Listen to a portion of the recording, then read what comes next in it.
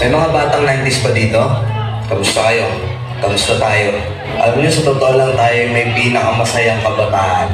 Tayo yung mga kabataan noon na napakababaw ng kaligayahan.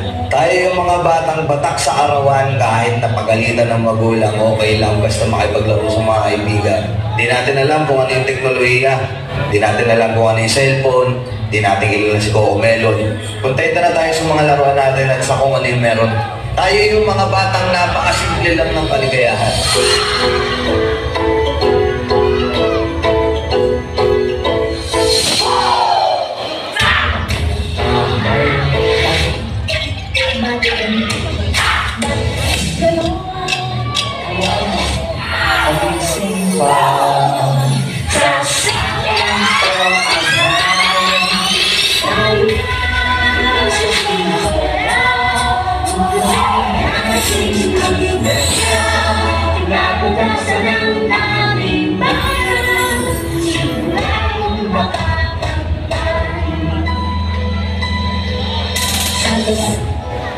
Nay, paglaki ko, gusto ko pong maging guro.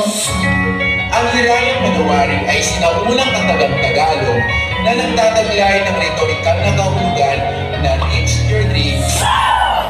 Ito ang iyong pangarap.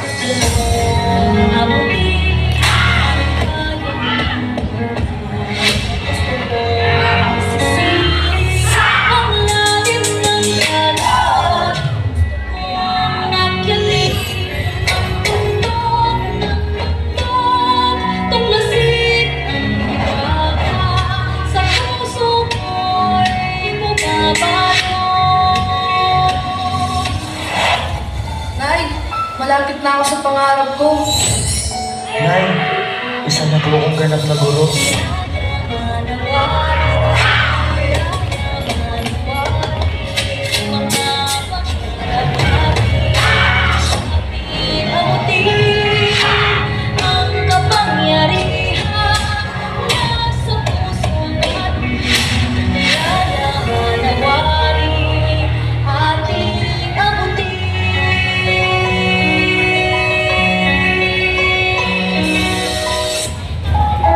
Kung bibigyan ka ng pagkakataon na makausap yung batang ikaw, ano sasabihin mo sa kanya?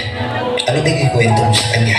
Ako, kung bibigyan ako ng pagkakataon na makausap yung batang ako, gusto ko lang sabihin sa kanya na dadating yung time dyan sa oras mo na yan na babagsak yung mundo mo. Ipaparamdam sa'yo na kung hanggang saan mo talaga kaya. Susuko ka. Sobrang nakakatulog ng puso yan. Alam kong minsan gusto ko yung suko. Sobrang sakit. Sobrang nakakapagod. Ano gusto mo sabihin sa kanya? Araw-araw sinusubukan ng mundo.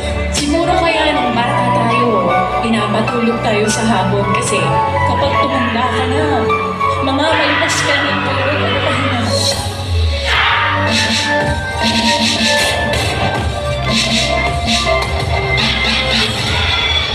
Parang sumama ako. Huwag ka dito. Wala si nanay dito. Sa panagdan sa aking buhay.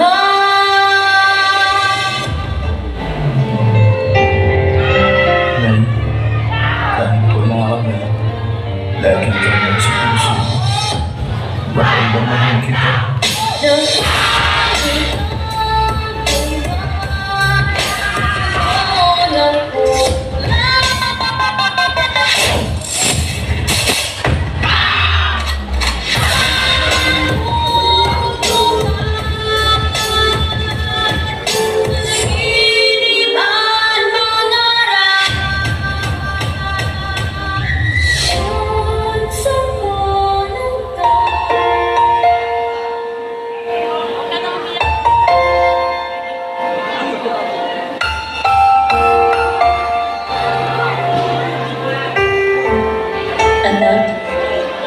Isa kang malaking pagpapalang ipinagkaloob ng Diyos sa amin ng Papa mo.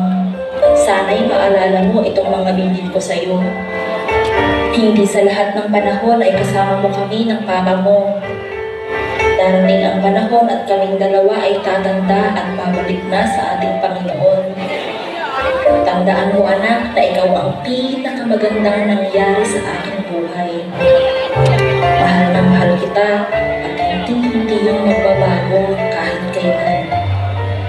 Nagmamahal,